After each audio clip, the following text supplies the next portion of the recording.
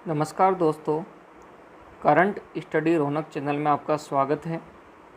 आज से हम करंट अफेयर्स को स्टार्ट करने जा रहे हैं। यह पहला वीडियो है। थंबनेल में आपको टॉपिक दिख रहा होगा, गगनयान मिशन बेस का भविष्य तथा रोबोट व्योम मित्र। तो आइए जानते हैं ये मिशन क्या है। 15 अगस्त 2018 को भारत के प्रधानमंत्री नरेंद्र मोदी जी ने दिल्ली के लाल किले से कहा था कि 2022 तक भारत अंतरिक्ष में स्वयं का मानव मिशन भेजेगा। और अब हालांकि इस बात को लगभग 2 साल हो चुके हैं। अब मुझे वर्तमान में इस बिंदु पर चर्चा इसलिए करनी पड़ रही है क्योंकि अभी वापस गगनयान मिशन चर्चा में है, क्योंकि अभी कोरोना काल के कारण कोरोना को देखते हुए गगनयान मिशन से जुड़े हुए भारतीय पायलट जो थे, उनकी रूस में जो ट्रेनिंग हो रही थी उसे रोक दिया गया है।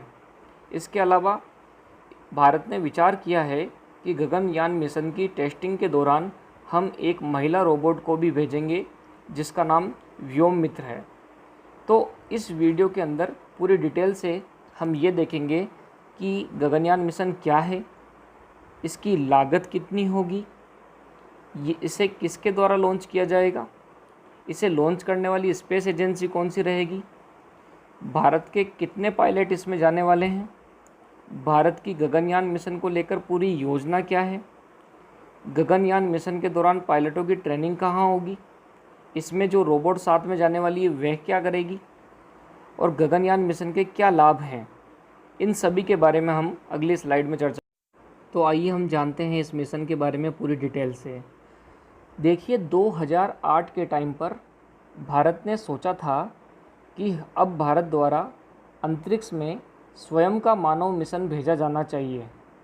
सीधे शब्दों में बोलूं तो भारत ने 2008 से सोचना चालू कर दिया था कि हम स्वयं की स्पेस एजेंसी इसरो के द्वारा अंतरिक्ष में मानव को भेजेंगे। लेकिन 2008 के दौरान भारत की इस योजना को धक्का लगा, क्योंकि उस दौरान पूरे विश्व में मंदी आई हुई थी। इंडियन इकोनॉमी की भी हालत क्या ख़राब थी, और सबसे बड़ी बात ये थी उस टाइम पर इतने बड़े मिशन को भेजने के लिए हमारे पास पर्याप्त संसाधन भी नहीं थे, और हमारे पास ऐसा कोई बड़ा रॉकेट लॉन्चर भी नहीं था जो इस मिशन को सफल कर सके। 2014 में एक बार फिर इस मिशन की प्लानिंग बनने लगी, लेकिन यह मिशन जो है 15 अगस्त 2018 के दिन प्रधानमंत्री मोदी जी की लाल किले की घोषणा से एक बार फिर चर्चा में आया है। तो देखिए क्या है ये मिशन। अब सबसे बड़ी बात ये आती है कि यह भारत का एक क्रू स्पेस प्रोग्राम है, अर्थात भारत द्वारा अंतरिक्ष में अपने कुछ पायलट्स को भेजा जाएगा। और ऐसा पहली बार होगा कि भारत स्वयं अर्थात खुद के दम पर अपनी स्पेस एजेंसी इसरो की सहायता से अंतरिक्ष में मानव को भेजने जा रहा है। अब आपके मन में एक सवाल आता होगा कि पहले भारतीय अंतरिक्ष यात्री तो राकेश शर्मा थे,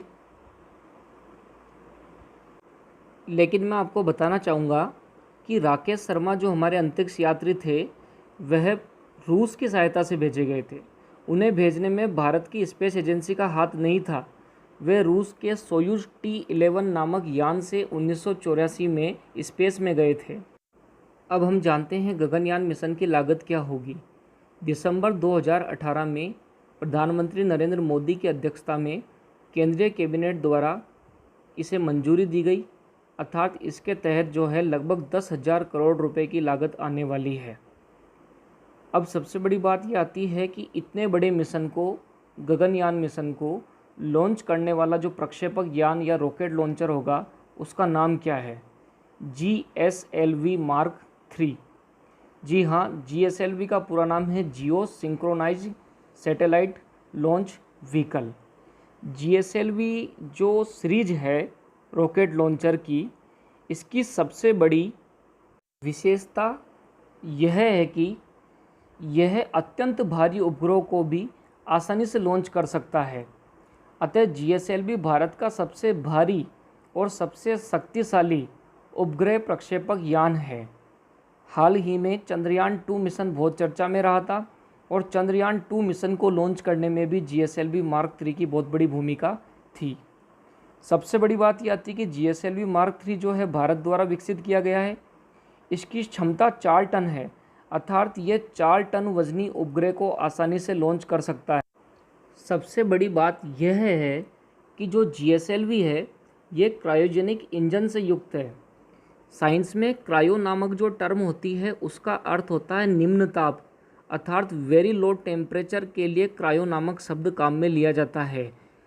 जब किसी भारी उपग्रह को लॉन्च किया जाता है तो उस उपग्रह के भीतर तथा उसकी सतह पर अत्यधिक तापमान हो जाता है।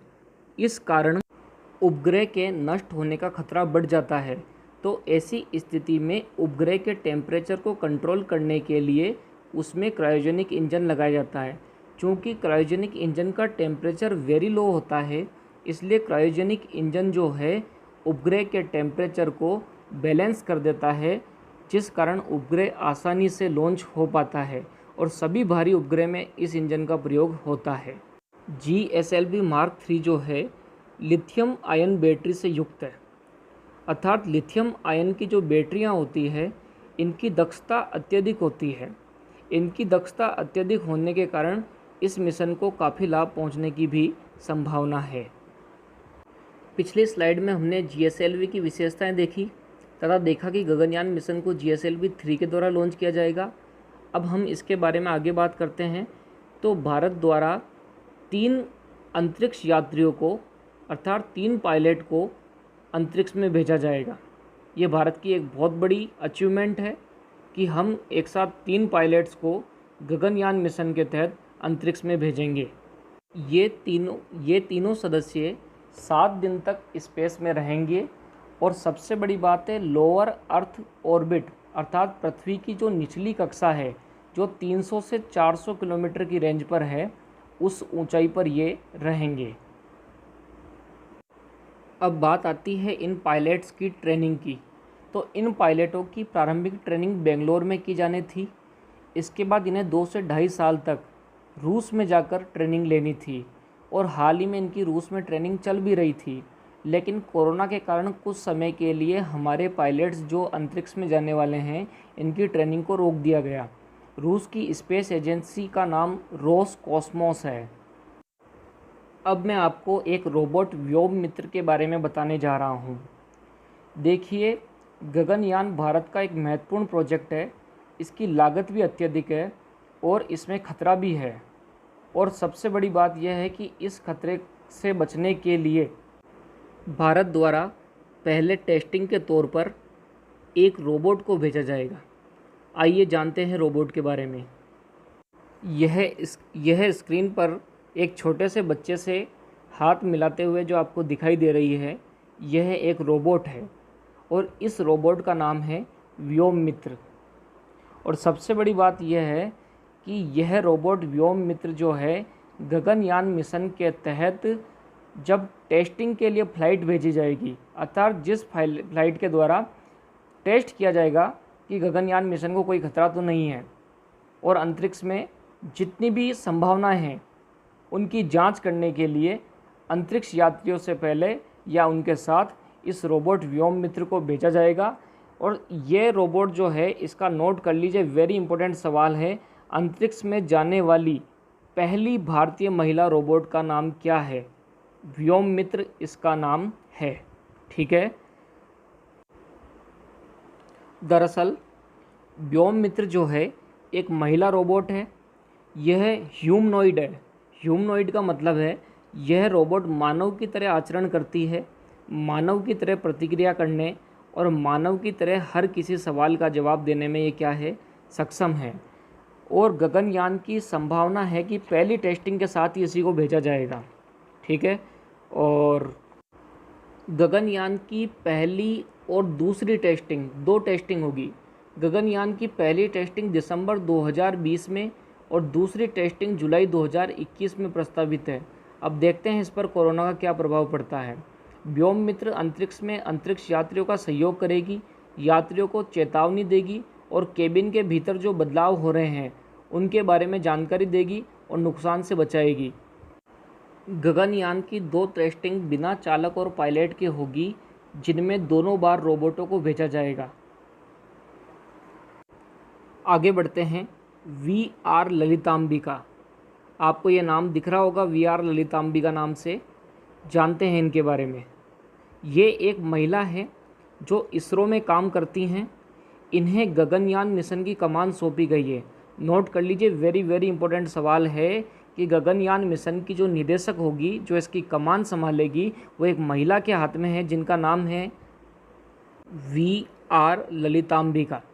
GSLV तथा PSLV के निर्माण और इनकी लॉन्चिंग के दौरान भी इनका बहुत बड़ा योगदान रहा है। ये केरल की वैज्ञानिक है, इसरो में कार्यरत है और इनके सहयोग से इसरो जो है निरंतर बुलंदियों को छू रहा है। याद कीजिए 2017 का वह समय जब PSLV C-37 रॉकेट लॉन्चर के द्वारा भारत ने एक ही बार में एक साथ 104 उपग्रह छोड़कर अंतरिक्ष में नया कीर्तिमान स्थापित किया था और यह अपने आप में एक बहुत बड़ा रिकॉर्ड था जो इसरो ने कायम किया। इस प्रोजेक्ट में भी VR ललितांबिका की बहुत बड़ा योगदान रहा था। अब जानते हैं गगनयान मिशन के भारत को क्या लाभ होने वाले हैं। कई लोगों का मानना है कि 10,000 करोड़ रुपए सरकार को इस प्रकार से वेस्ट नहीं करने चाहिए थे, लेकिन सबसे बड़ी बात यह है कि अब तक अंतरिक्ष में स्वयं का मानव मिशन भेजने वाले देश केवल 3 ही हैं। सबसे पहले सोवियत संघ रूस, नंबर 2 पर अमेरिका, नंबर 3 पर चीन। ये 3 देश ही अब तक स्वयं का मानव मिशन अंतरिक्ष में भेज पाए हैं। यदि भारत का गगनयान मिशन सफल होता है तो अंतरिक्ष में स्वयं की स्पेस एजेंसी की सहायता से कदम रखने वाला भारत चौथा देश होगा और ये भारत के लिए अत्यंत गर्व की बात होगी और इससे भारत जो है अग्रिम श्रेणी के देशों के रेंज में आकर खड़ा हो जाएगा, जिससे वैश्विक स्तर पर भारत को सभी प्रकार से लाभ मिलेगा और हमारी इमेज को भी फ़ायदा मिलेगा। ठीक है, क्योंकि अंतरिक्ष के क्षेत्र में भारत के जो स्पेस एजेंसी है इसरो, इसकी लगातार भूमिका बढ़ती जा रही है और शुरू से ही भारत को पश्चिमी देश जो है अंधविश्वास वाले देश, जादू टोने वाले देश के रूप में देखते आए हैं। वे मानते आए हैं कि भारत जो है साइंस के क्षेत्र में कोई विशेष प्रगति नहीं कर सकता, लेकिन यदि गगनयान मिशन सफल होता है और हम विश्व में मानव मिशन भेजने वाले चौथे देश बनते हैं तो ऐसी स्थिति में भारत की एक बहुत ही अच्छी छवि पेश होगी और भारत पूरे विश्व को दिखा पाएगा कि आज की तारीख में हम विश्व गुरु बनने की ओर अग्रसर हैं और साइंस के क्षेत्र में जो भारत ने कीर्तिमान स्थापित किए हैं वो नायाब हैं। दूसरी महत्वपूर्ण बात यह है कि चीन हमारा पड़ोसी देश है। वह स्पेस टेक्नोलॉजी के क्षेत्र में निरंतर आगे बढ़ रहा है। चीन ने स्पेस के अंदर पिछले कुछ साल में काफ़ी बड़े वर्क किए हैं, तो ऐसी स्थिति में चीन से हम पिछड़ ना जाएं, इसलिए हमें भी स्पेस टेक्नोलॉजी के अंदर मानव मिशन भेजने की ज़रूरत है, क्योंकि आने वाला समय जो है स्पेस टेक्नोलॉजी का है।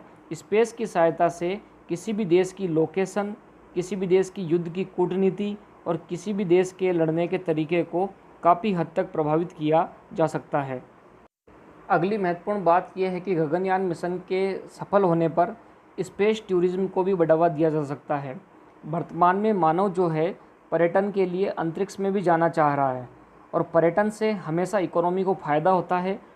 तो ऐसी स्थिति में भविष्य में हम किसी भी मानव को अंतरिक्ष में भेज सकेंगे और इससे पर्यटन उद्योग को भी बढ़ावा मिलेगा और स्पेस एक प्रकार के टूरिज्म इंडस्ट्री के रूप में डेवलप होगा। इसके अलावा सबसे बड़ी बात यह कि हमारे जो पड़ोसी देश हैं वो काफ़ी छोटे और गरीब देश हैं, तो ऐसी स्थिति में भविष्य में वे भी भारत के इसरो की सहायता से अपने मानवों को अंतरिक्ष में भेजेंगे। इससे हमारे उन देशों के साथ संबंध भी मजबूत होंगे और हमारी इकोनॉमी को भी फ़ायदा होगा। इसके अलावा इससे भारत में स्पेस के क्षेत्र में तथा साइंस के क्षेत्र में रिसर्च एंड डेवलपमेंट टेक्निक्स को बढ़ावा मिलेगा। अब जैसा कि आपको स्लाइड में दिख रहा है कि गगनयान के सफल होने पर स्वयं का अंतरिक्ष मानव मिशन भेजने वाला भारत चौथा देश होगा, ये मैं बता चुका हूँ। पहला रूस है, सेकंड अमेरिका है, थर्ड चीन है। विश्व में जो पहले अंतरिक्ष यात्री थे वो रूस के द्वारा भेजे गए थे, जिसको सोवियत संघ कहा जाता था उस समय। यूरी गागरिन विश्व में प्रथम अंतरिक्ष यात्री थे, यूरी गागरिन सोवियत संघ के। इसके अलावा विश्व में प्रथम महिला अंतरिक्ष यात्री जो थी वो वेलेंटिना टेरेस्कोवा थी, ये भी सोवियत संघ की महिला यात्री थी।